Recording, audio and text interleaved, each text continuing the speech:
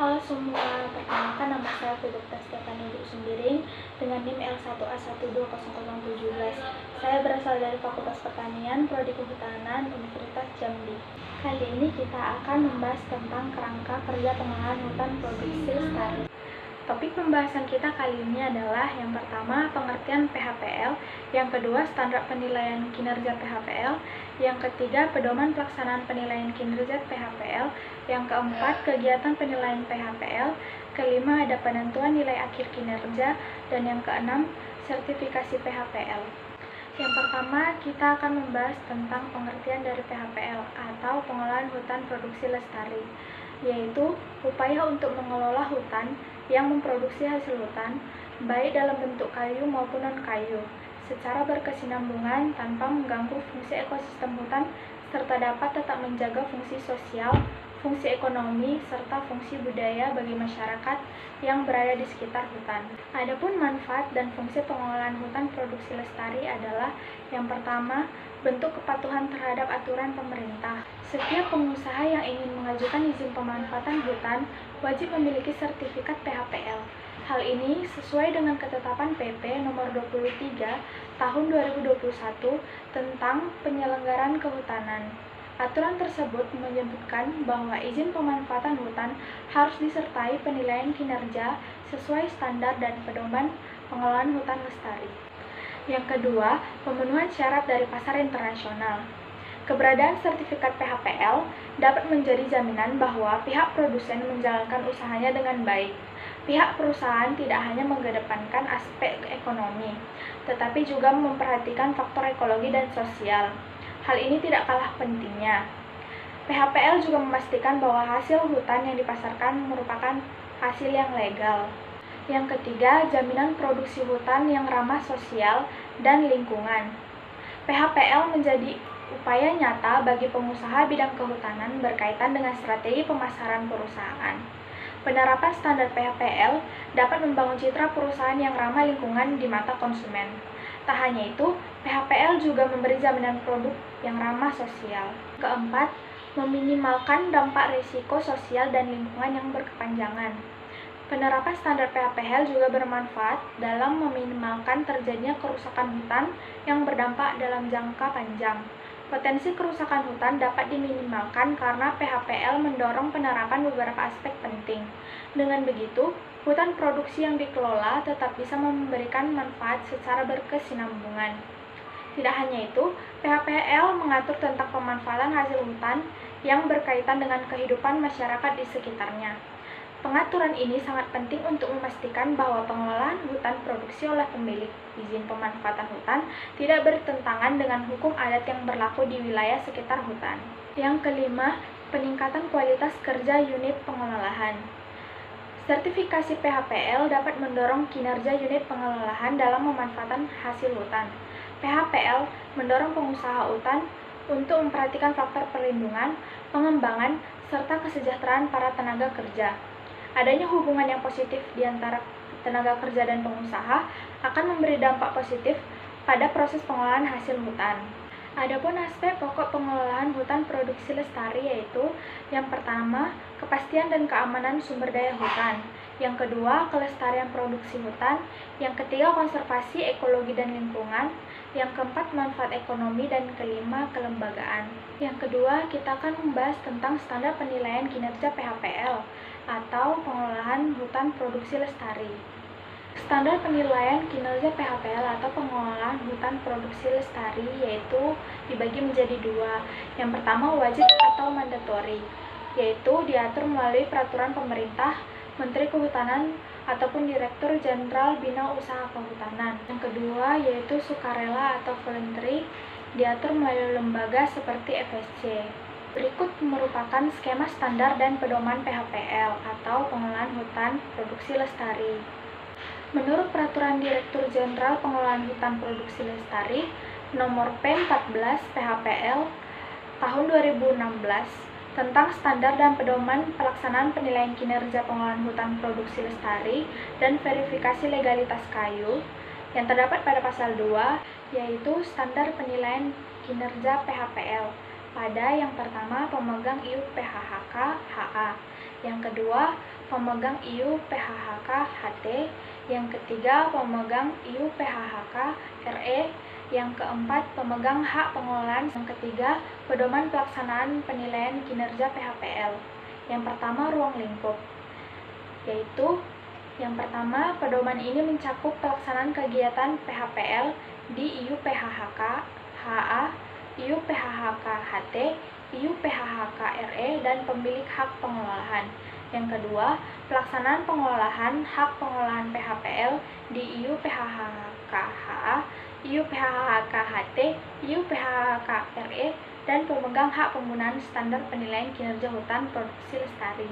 Yang ketiga, standar penilaian kinerja pengelolaan hutan produksi lestari terdiri dari kriteria dan indikator penilaian kinerja pengelolaan hutan produksi lestari dan verifikasi legalitas kayu. Yang keempat, penilaian dilakukan terhadap pedoman dokumen dalam rentang waktu. Yang kelima, tahun terakhir dan verifikasi lapangan. Yang kedua, ada acuan. Yang pertama, Peraturan Menteri Lingkungan Hidup dan Kehutanan Nomor P30 Menhel-HK Setjen PHPL 3 tahun 2016 tentang pengolahan hutan produksi lestari dan verifikasi legalitas kayu pada pemegang izin atau pada hutan hak. Kedua, ada SNI, ISO, IEC, penilaian kesesuaian persyaratan untuk lembaga sertifikasi produk, proses, dan jasa. Yang ketiga, ada SNI, ISE, IEC, panduan audit sistem manajemen. Yang keempat, yaitu kegiatan penilaian PHPL. Yang pertama ada permohonan penilaian, yang kedua perencanaan penilaian, dan yang ketiga pelaksanaan penilaian. Adapun tata cara pelaksanaan penilaian terbagi atas dua. Yang pertama, bobot verifier, yang ditentukan berdasarkan tingkat kedekatan verifier tersebut terhadap pencapaian kinerja indikator. Yang pertama, berdasarkan tingkat kedekatannya, yaitu status dikelompokkan menjadi verifier dominan atau utama dan verifier kodominan atau penunjang. Yang kedua, verifier dominan memiliki bobot nilai 2 dan kodominan memiliki bobot nilai 1. Yang kedua, penentuan nilai kematangan atau bobot indikator. Nilai kematangan atau bobot indikator merupakan gambaran menyeluruh dari tingkat kematangan verifier penyusun indikator. Gradasi nilai kematangan atau bobot indikator ditetapkan menjadi 3 skala, yaitu yang pertama nilai kematangan atau bobot 3 untuk pencapaian kinerja indikator atau baik. Yang kedua, nilai kematangan bobot 2 untuk mencapai kinerja indikat atau sedang. Yang ketiga, nilai kematangan bobot 1 untuk pencapaian kinerja indikator yang buruk. Selanjutnya, kita akan membahas tentang nilai kematangan bobot indikator.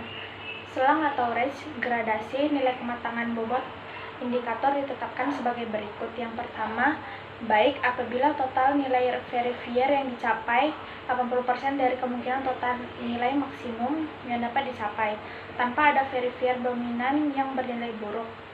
Yang kedua, sedang apabila total nilai verifier yang dicapai antara 60% sampai 80% dari kemungkinan total nilai maksimum yang dicapai tanpa ada verifier dominan yang bernilai buruk. Yang ketiga, buruk apabila total nilai verifier yang dicapai di bawah dari 60% dari kemungkinan total nilai maksimum yang didapat dicapai ataupun terdapat verifier dominan yang bernilai buruk. Yang kelima, penentuan nilai akhir kerja. Yang pertama ada baik apabila total nilai kerja indikator yang dicapai di atas 80% dari kemungkinan total nilai maksimum yang dapat dicapai dengan catatan tidak terdapat verifier dominan yang bernilai buruk memenuhi standar verifikasi LK. Yang kedua, sedang apabila total nilai kinerja indikator yang dicapai di atas 60% sampai 80% dari kemungkinan total nilai maksimum yang dapat dicapai dengan catatan tidak terdapat verifier dominan yang bernilai buruk memenuhi standar verifikasi LK.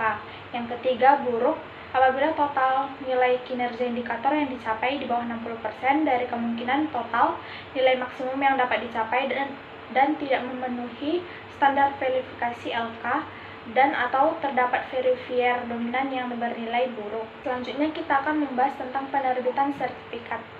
Yang pertama, sertifikat PHPL diberikan kepada audit yang memiliki nilai akhir kinerja dengan predikat sedang atau baik dengan masa berlaku sampai 5 tahun.